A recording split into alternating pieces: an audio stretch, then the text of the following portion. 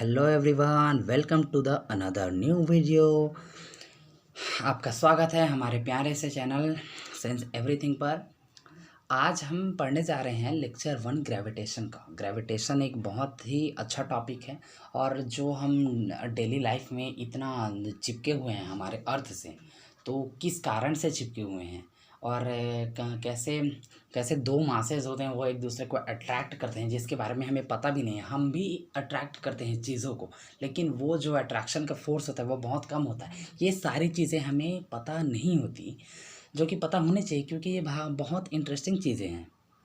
तो आज हम लेक्चर 1 ग्रेविटेशन का लेकर आए हैं, जिसमें मैं इसे इंट्रोडक्शन लेक्चर है, इसमें ज़्यादा कुछ मैं नहीं बताऊंगा। सिर्फ ग्रेविटी किसे बोलते हैं ये बताऊंगा, और ग्रेविटेशन लॉ, जो हमारा लॉ ऑफ ग्रेविटी जो दिया है न्यूटन सर ने, तो उसके बारे में बताऊंगा। और एक जो होता है जी और जी क्या होता है ये आपको पता है?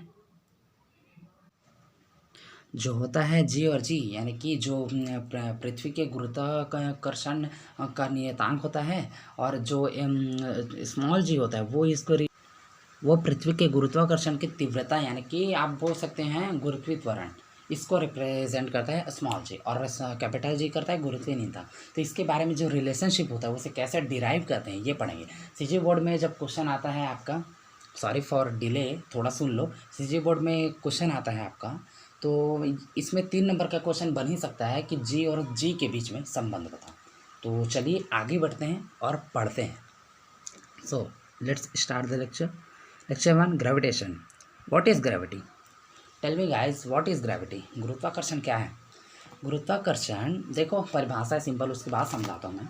गुरुत्वाकर्षण एक पदार्थों द्वारा एक दूसरे की ओर आकर्षित होने की प्रवृत्ति है, समझे? यानी कि दो मासेज हैं, समझे? दो मासेज हैं, वो उनके बीच में जो फोर्स लगता है वो एक दूसरे को अट्रैक्ट करता है, इसी फोर्स से संबंध है ग्रेविटी। गुरुत्वाकर्षण के बारे में पहली बार कोई गणितीय सूत्र देने की कोशिश आइजैक न्यूटन ने की थी। आपको पता ही है, आइजैक न्यूटन सर बहुत बड़े एक साइंटिस्ट थे, और उन्होंने ही हमें सबसे पहले एक गणितीय सूत्र दिया था, इसका मैथमेटिकल फार्मूला दिया था कि एक्चुअल में ग्रेविटी होती क्या है। इसके पहले इसका डिस्कवरी बहुत सालों से चलता आ रहा था, लेकिन आखिरकार जाकर इन्होंने ही एक सफल परीक्षण किया, और उसके हिसाब से हमें मैथमेटिकल फार्मूला के हिसाब से ग्रेविटी को समझाया। और एक और बात याद रखें, आपको जब भी बोला जाता है, आपने एक किस्सा सुना होगा कि एक एप्पल आइजैक न्यूटन के सर पे गिरा और उसके बाद लॉ ऑफ ग्रेविटी बन गए। नहीं, इसका कितने सालों से, इसका पूरा 100 सालों से इसका पूरा परीक्षण चला, इसके ऊपर बहुत कितने साइंटिस्ट की मेहनत इसके पीछे लगी हुई है। एक एप्पल गिरने से थोड़ी हो जाता है यार, इतना बेवकूफ़ी थोड़ी कि एक एप्पल गिर गया उसके बाद तुरंत लॉ ऑफ ग्रेविटी बन गई। इतना बड़ा लॉ है, यूनिवर्सल लॉ लगता है, कहीं भी लगता है, समझे? तो ये इतनी आसानी से डिस्कवर नहीं हो सकता, बहुत टाइम लगा था इसे डिस्कवर होने में। तो ये मत सोचना आपसे कि आपको एक एप्पल गिर गया तो लॉ ऑफ ग्रेविटी बन गई। तो आप एक काम करना, आई सजेस्ट कि आप जाना इंटरनेट पर, गूगल पर चले जाना, और ना आप हिस्ट्री ऑफ ग्रेविटी पढ़ना कि उसकी खोज कैसे हुई ग्रेविटी की, तब जाकर आपको समझ आएगा कि ये सारी चीज़ें कैसे होती हैं। तो चलिए आगे बढ़ते हैं। हाँ, देखिए, गुरुत्वाकर्षण के बारे में पहली बार कोई गणितीय सूत्र देने की कोशिश आइजैक न्यूटन द्वारा की गई थी। आश्चर्यजनक रूप से सही था, समझे? और उनको गुरुत्वाकर्षण सिद्धांत का प्रतिपादक भी कहा जाता है, क्योंकि उन्होंने गुरुत्वाकर्षण सिद्धांत का प्रतिपादन किया है, समझे? कि दो वस्तुएं एक दूसरे को आकर्षित करती हैं। तो चलिए आगे बढ़ते हैं, लॉ ऑफ ग्रेविटी के बारे में हम पढ़ते हैं। आ गए हम अपने लॉ ऑफ ग्रेविटेशन पर, तो चलो आगे बढ़ते हैं जी। मज़ा आ रहा है जी, आगे बढ़ते हैं। लॉ ऑफ ग्रेविटी, तो देखते हैं गुरुत्वाकर्षण का नियम। किन्हीं दो पिंडों के बीच कार्य करने वाला आकर्षण बल पिंडों के द्रव्यमान के गुणनफल के अनुक्रमानुपाती तथा उनके बीच के दूरी के वर्ग के व्युत्क्रमानुपाती होता है। नहीं समझ आया? चलिए समझते हैं। आपको दे दिया है ये मास दिया है, ये मास दिया है, समझे? M1 मास हो गया, M2 मास हो गया, ठीक। अब मान लेते हैं ये जो M1 है, वो F1 फोर्स से M2 की ओर अट्रैक्ट हो रहा है, इधर जा रहा है जैसे ये रहा, ठीक। और ये जो M2 है, समझे, वो F2 फोर्स से इधर अट्रैक्ट हो रहा है, एक दूसरे को अट्रैक्ट कर रहे हैं। तो इसको छोड़ो, सबसे पहले देख लो, और जो ये अट्रैक्शन का जो फोर्स है, ये F1 और F2 इक्वल होगा, ठीक। दोनों के बीच में जो फोर्स लग रहा है वो इक्वल होगा। तो देखिए दो मासेस हैं, समझे। तो अब हम ये पूछेंगे कि ये दोनों मासेस है, ठीक, ये दो चीज़ है, इन दोनों मासेस के बीच में जो फोर्स लग रहा है F, समझे, वह तो ये F का वैल्यू अगर हम निकालेंगे ये कितना होगा। तो सबसे पहले देखते हैं इसको, देखिए कि जो जी होता है, आपको यहाँ पर डायरेक्ट फार्मूला दे दिया गया है, मैं बताता हूँ आपको। दिया गया है किन्हीं दो पिंडों के बीच कार्य करने वाला, ठीक, ये दिया किन्हीं दो पिंडों के बीच कार्य करने वाला आकर्षण बल पिंडों के द्रव्यमान के गुणनफल के अनुक्रमानुपाती, यहाँ तक देखो। तो यानी कि ये दोनों पिंडों के बीच अगर हम फोर्स निकालेंगे तो निकलेगा हमारा F, सॉरी ना, थोड़ा राइटिंग अच्छा नहीं बन रहा है।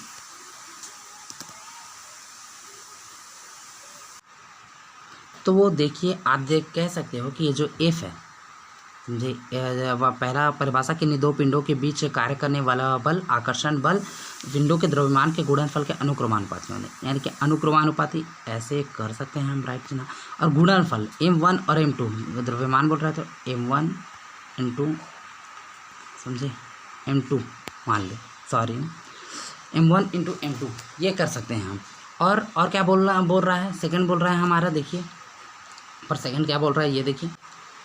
सेकंड बोल रहा है कि तथा उनके बीच के दूरी के वर्ग के व्युत्क्रमानुपाती होने, यानी कि ये जो हमारा, देखिए, ये जो हमारा F है, समझे, सेकंड वाला F, वो ये होगा, सॉरी,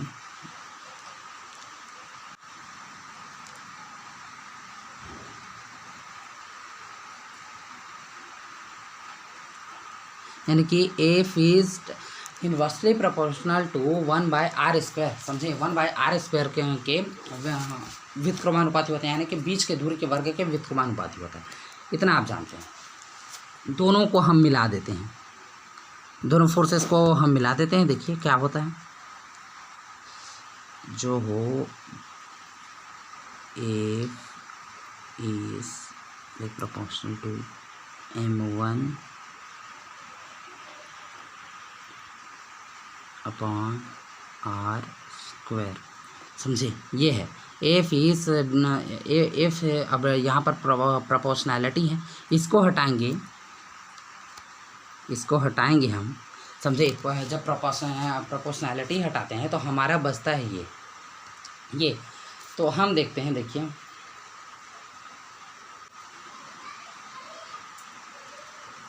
आपको ये मिल जाएगा ये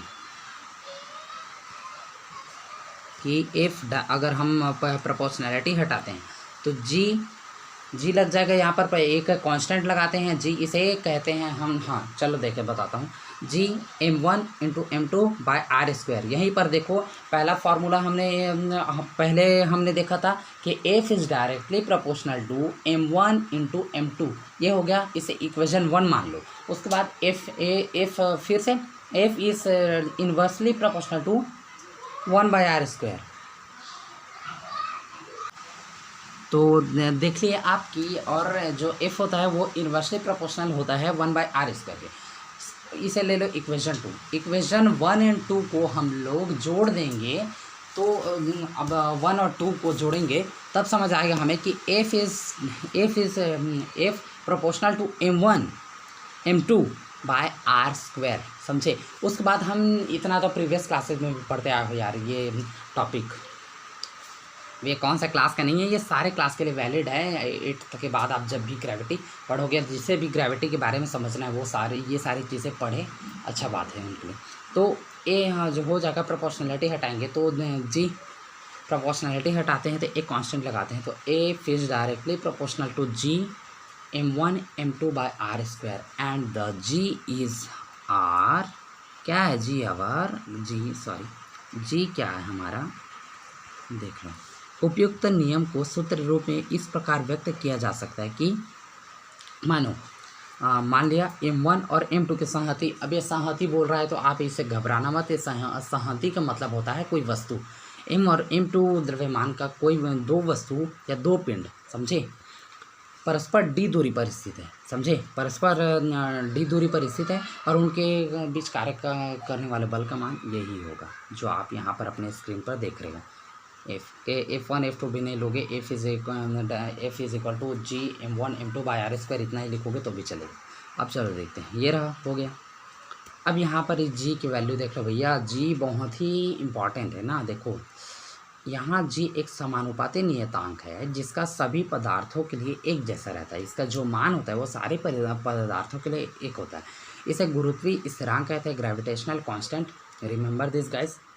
इस नियतांक की विमा यानी कि डायमेंशन है, और इस नियतांक की विमा डायमेंशन है और आंकिक मान प्रयुक्त इकाई पर निर्भर करता है, समझे। इस विमा के जो मान है और आंकिक मान है वो इकाई पर निर्भर करता है। सूत्र 1 यानी कि जो हमने यहाँ पर पढ़ा, सूत्र है इक्वेशन 1 द्वारा किसी पिंड पर पृथ्वी के कारण लगने वाले आकर्षण बल की गणना की जा सकती है। ठीक, वो मान लीजिए पृथ्वी का मान। अब देखिए यहाँ पर मैंने जो आपको G और स्मॉल g और कैपिटल G का जो रिलेशनशिप बताया था वह यहाँ पर रिलेशनशिप काम आएगा।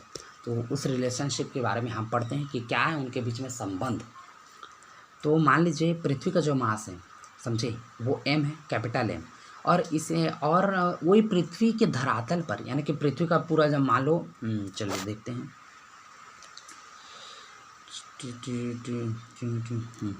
पृथ्वी का जो ये है, ये देख लो, ये हमारी पृथ्वी, समझे। अब गोल थोड़ी ही बनेगा एकदम। तो इसका हम लोग मास मान लेते हैं M है, कैपिटल M। अब इसी पृथ्वी के कहीं पर धरातल पर यहाँ पर मान लो कोई वस्तु रखा है या कहीं पर भी रख दो, उसका मान लिया हमने, यहाँ पर देख लो, उसका मान लिया था हम स्मॉल M, समझे, इसका मान लिया है। तो देखते हैं आगे कोई, हाँ, तो स्मॉल M माने कि वो कोई वस्तु पड़ा है या पिंड पड़ा हो, पृथ्वी की संहति यदि उसके केंद्र पर ही संघनित मानी जाती है, यानी कि जो वस्तु रखा है उसके केंद्र पर ही संघनित मानी जाती है, उसका जो द्रव्यमान है वो केंद्र, पृथ्वी के केंद्र पर ही संघनित मानी जाती है, और पृथ्वी का अर्धव्यास यानी कि पृथ्वी का आधा व्यास r हो, तो अगर पूरा लेंगे तो डबल r हो जाएगा, r², समझे। अगर r दिया है तो इसका त्रिज्या कितना होगा, पृथ्वी का त्रिज्या लेते हैं ना, नीचे जो r रहते हैं फॉर्मूले में, जो इस वाले फॉर्मूले में जो r लिया जाता है वो त्रिज्या होती है। तो अगर व्यास r है तो त्रिज्या कितने होगी, समझ में आ भी रहा है या नहीं आपको? चलिए समझेंगे आगे। तो उसका त्रिज्या हम आ लेते हैं, पृथ्वी द्वारा उस पिंड पर लगने वाला आकर्षण बल। अब ये यही है जो हमने पढ़ा था, F is equal to G है, ग्रेविटेशनल कांस्टेंट, समझे।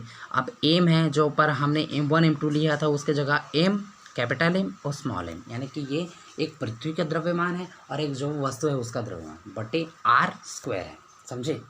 ये इक्वेशन 2 ले लेते हैं, वो तो 1 है, छोड़ो उसको, 1। अब आपने न्यूटन के कभी भी पढ़ा होगा या नहीं पढ़ा होगा तो जान लीजिए कि न्यूटन ने गति के 3 नियम दिए थे, उसमें से जो सेकंड वाला नियम था उसमें बोला गया था द्वितीय नियम के अनुसार किसी पिंड पर लगने वाला बल उस पिंड की संहति यानी कि उस पिंड के मास और त्वरण फल के गुणनफल के बराबर होता है, समझे। यानी कि जो पिंड का द्रव्यमान होता है और उसका जो त्वरण होता है उसके गुणनफल के बराबर होता है, समझे। तो अतः पृथ्वी के आकर्षण बल के प्रभाव में मुक्त रूप से गिरने वाले पिंड पर कार्य करने वाले बल। तो याद रखिए, यहाँ पर आप बोलोगे कि त्वरण को दर्शाते हैं ए से, तो यहाँ पर जो हम ले रहे हैं वो गुरुत्वीय त्वरण है, तो यहाँ उसे स्मॉल g से दर्शाते हैं। तो F is equal to mg हो गया, जहाँ g उस पिंड की गुरुत्व जनित त्वरण है, समझे, एक्सलेरेशन ड्यू टू ग्रेविटी। अतः चलते हैं, तो यहाँ से हम m को नीचे ला सकते हैं, F/m हो जाए इज इक्वल टू g, इसे इक्वेशन थे। अर्थात g इज इक्वल टू पिंड की इकाई संहति पर कार्य करने वाला बल, यानी कि पिंड ये जाता है F/m है ना, उसी के हिसाब से बता रहा है कि ये पिंड की इकाई पर यानी कि इकाई द्रव्यमान पर कार्य करने वाला बल कितना। अब देखो, किंतु समीकरण 2 से हमें ये मिला था, 2 से ये मिला था कि F is equal to G M M by R square. अब यहाँ से नीचे एम चला गया है तो हम क्या लिखेंगे, F by M is equal to G M by R square, equation 4। अतएव गुरुत्व जनित जी को बहुधा पृथ्वी के गुरुत्वाकर्षण भी कहते हैं। अब यहाँ पर एफ बाई एम यहाँ दिया गया है, ठीक। F by M is equal to G, equation 3 पे देखो, पेन अच्छे से नहीं चल रहा है guys, sorry, we will improve it in the next lecture. तो सॉरी ना, देख लेना, समझा दूंगा मैं। तो हमारा जो दिया गया है ना, एफ और एम, ये इज इक्वल टू स्मॉल जी, ये दिया गया, वो एफ है ना। तो फिर अब देखते हैं कि अगर इसी वैल्यू को यहाँ पर रखा जाए तो कितना हो जाएगा, यह एफ एम। तो यहाँ पर इक्वेशन 4 में देखो, F by M is equal to G M बटे आर स्क्वायर। तो एफ एम की जगह हम जी लिख सकते हैं। तो ये रहा इसका रियल रिलेशनशिप जो हमें देखना है, G is equal to G M बड़ा लिख रहा हूँ बाई आर स्क्वायर, समझे। ये हमारा एकदम करेक्ट फार्मूला है, इसको याद रखो तो आपके बड़े बड़े क्वेश्चंस हिल सकते हैं, समझे। तो चलिए let's move to the next part of this lecture. So अब देखो प्रैक्टिस 1, दिखा देता हूँ प्रैक्टिस 1। क्वेश्चन देखो सर, सबसे पहले क्वेश्चन पढ़ो, क्योंकि क्वेश्चन पढ़ना बहुत इंपॉर्टेंट होता है। पहले देखिए एग्जाम्पल, चंद्रमा की सतह पर पृथ्वी त्वरण का मान 1.67 मीटर पर सेकंड स्क्वायर होता है। इसका जो यूनिट होता है आपका गुरुत्वीय त्वरण का मान मीटर पर सेकंड स्क्वायर होता है। ये तो आपको पता ही होगा।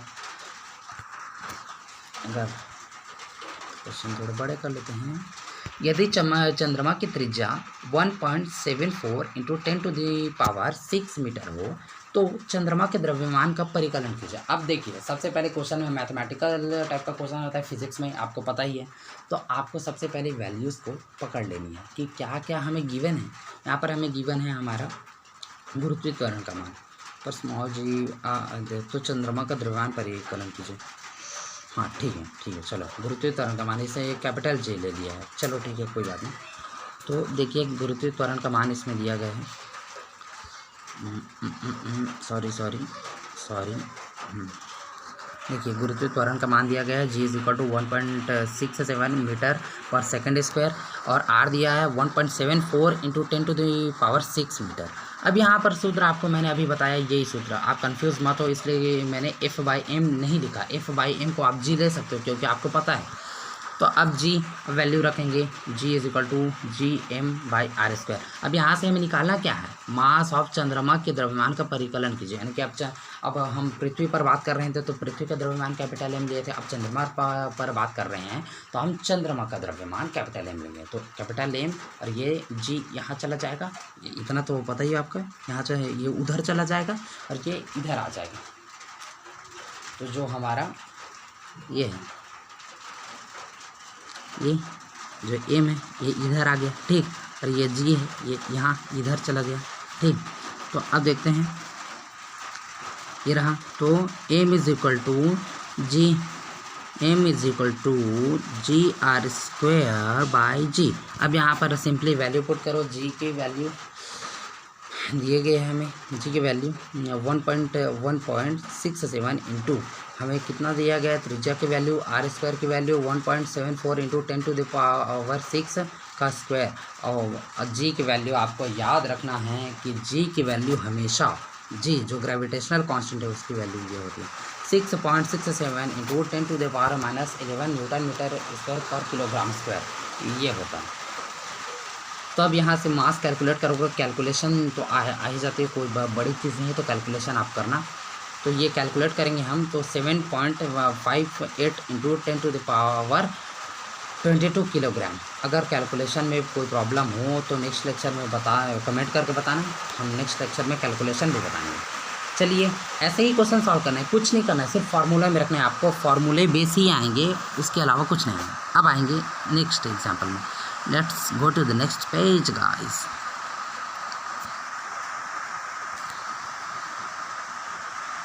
One second guys, okay okay, let's move.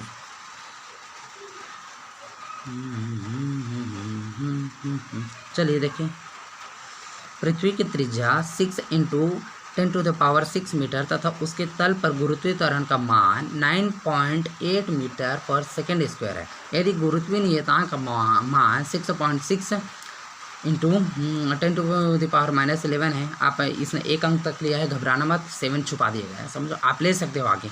तो न्यूटन मीटर स्क्वायर पर किलोग्राम स्क्वायर है। देखो मैंने बोला इसका यूनिट ये होता है, याद रखना, ये यूनिट इज़ इम्पॉर्टेंट, समझे। हो तो गणना द्वारा पृथ्वी का द्रव्यमान ज्ञात कीजिए। अब हमें दिया गया है, क्या गया है, आर दिया है हमें 6 × 10⁻⁶ मीटर, ये मिल गया हमें। जी की वैल्यू कितनी दी गई है, ये रहा, जी इज़ इक्वल टू 9.8 मीटर पर सेकेंड स्क्वायर। अब जी एक ग्रेविटेशनल कांस्टेंट, इसकी भी वैल्यू दी गई। हमें क्या बोला है, पृथ्वी का द्रव्यमान। सेम क्वेश्चन है, सॉरी सेम क्वेश्चन है, मुझे तो लेना भी नहीं था सेम क्वेश्चन, लेकिन ईजी है। तो आप देखिए फिर से इसको इधर ले गए, फिर एम इस तरफ आ गया, जी उस तरफ चला गया, वैल्यू पुट किए, यहाँ पर आंसर निकल कर आ गया। वीडियो को ज़्यादा लेंदी ना करते हुए मैं यहाँ पर लेक्चर ख़त्म करना चाहूँगा। मैं आपके लिए नेक्स्ट लेक्चर में इसके और भी क्वेश्चन लेकर आऊँगा। तो आई होप आपको आज के वीडियो में मज़ा आया होगा। मैं ना ग्रेविटेशन के बारे में आपको और फैक्ट्स बताना चाहता हूँ, जो धीरे धीरे बताऊँगा, क्योंकि इस चैनल पर और भी क्लासेस चल रही हैं, तो सबके लिए टाइम निकालना पड़ता है। तो till then take care, bye bye, पढ़ाई करते रहिए, ऑल द वेरी बेस्ट।